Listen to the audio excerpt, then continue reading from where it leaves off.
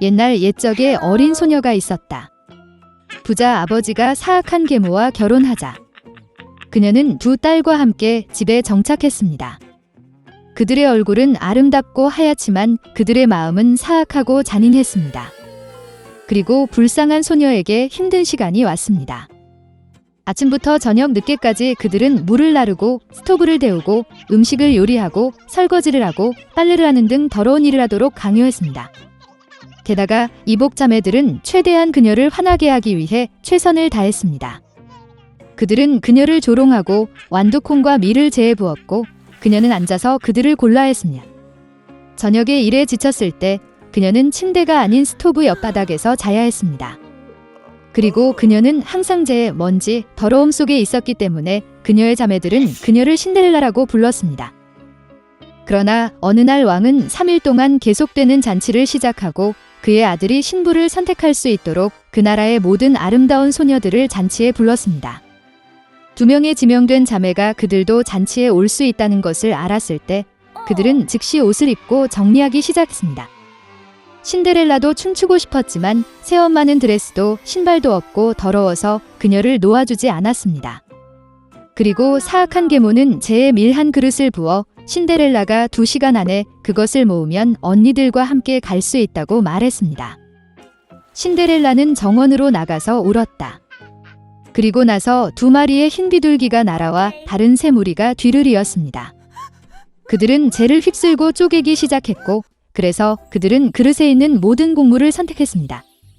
1시간도 채 안 되어 일을 마치고 모두가 돌아왔습니다.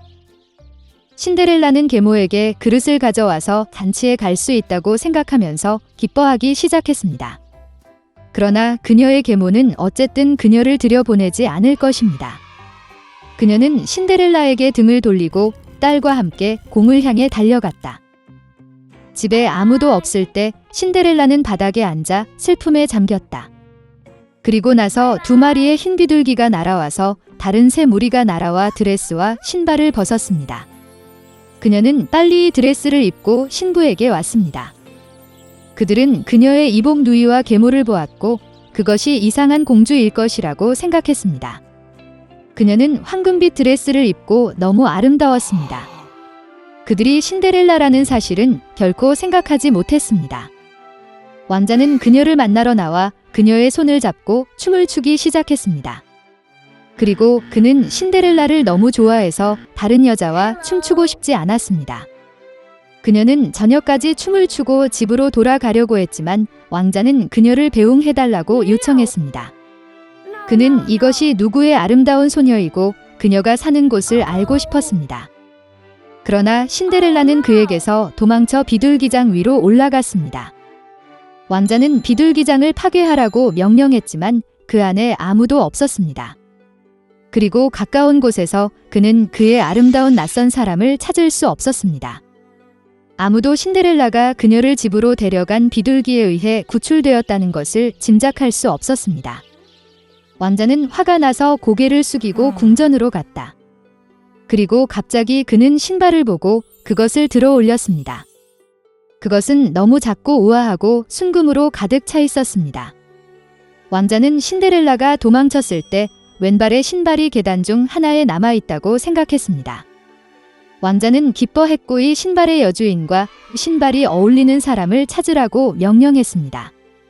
그는 그 신발과 결혼할 것입니다.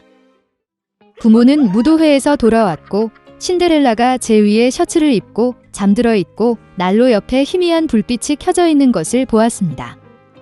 2 자매는 내일 금색 구두를 입을 만큼 운이 좋기를 바라면서 방으로 갔다. 다음 날 왕자는 집에 와서 장래의 아내의 신발을 신어보고 싶은 사람은 모두 나와야 한다고 말했다. 2 자매가 나왔고 계모는 신데렐라를 집에 가두고 그녀를 내보내지 않았습니다. 언니는 작은 신발을 입었습니다. 여동생이 입어보았습니다. 신발이 좋습니다. 왕자는 곧 떠날 뻔했지만 신데렐라는 창밖으로 나와 그에게 달려갔다. 그리고 그녀는 신발을 신었고 그것은 그녀에게 딱 맞았습니다. 왕자는 그녀의 눈을 들여다보았고 그가 춤을 추는 아주 아름다운 소녀를 그녀에게서 알아차렸습니다. 그는 신데렐라를 데리고 그녀를 말에 태우고 그녀와 결혼식을 하기 위해 탔습니다. 그리고 그는 자매들과 계모들에게 그들의 집에 갇히고 결코 그곳에서 내보내지 말라고 명령했습니다. 이것이 그들이 악의와 속임수로 처벌받은 방법입니다. 남편과 아내가 살았습니다. 오랫동안 그들은 이미 아이를 갖고 싶었지만 거기에 없었습니다. 어느 날 아내가 병에 걸렸습니다. 남편은 그녀에게 가장 원하는 것이 무엇인지 물었습니다. 아내는 가장 아름다운 꽃이 많이 자라는 웅장한 정원이 근처에 있다고 대답했습니다. 정원에는 아름다운 라푼젤이 있습니다. 너무 신선하고 녹색이어서 그녀가 정말 맛보고 싶었습니다. 그러나 정원은 높은 울타리로 둘러싸여 있었고 이 정원은 한 마녀의 소유였기 때문에 아무도 감히 들어갈 수 없었습니다. 그녀는 큰 힘을 가지고 있었고 세상의 모든 사람들이 그녀를 두려워했습니다. 남편은 아내를 매우 사랑했고 비용이 얼마든지 간에 그녀를 위해 라푼젤을 받기로 결정했습니다. 그래서 황혼 무렵에 그는 돌담 너머로 마법사의 정원으로 올라가서 서둘러 녹색 라푼젤 한 줌을 집어 아내에게 가져왔습니다. 그녀는 즉시 샐러드를 만들고 탐욕스럽게 먹었습니다. 그녀는 이 샐러드를 너무 좋아해서 다음날 이전보다 더 원했습니다. 남편은 다시 정원으로 들어갔지만 마녀는 이미 그 앞에 서 있었다. 그녀는 화가 나서 그를 노려보며 그가 라푼젤을 훔친 것에 대해 많은 돈을 지불하겠다고 말했습니다. 그는 매우 아픈 아내를 위해 라푼젤을 찢었기 때문에 마법사에게 화를 내지 말라고 요청했습니다. 그리고 그는 그녀를 너무 사랑합니다.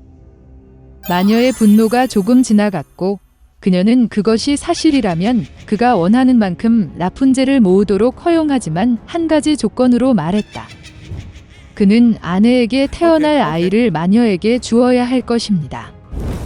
남편은 두려움에 동의했습니다.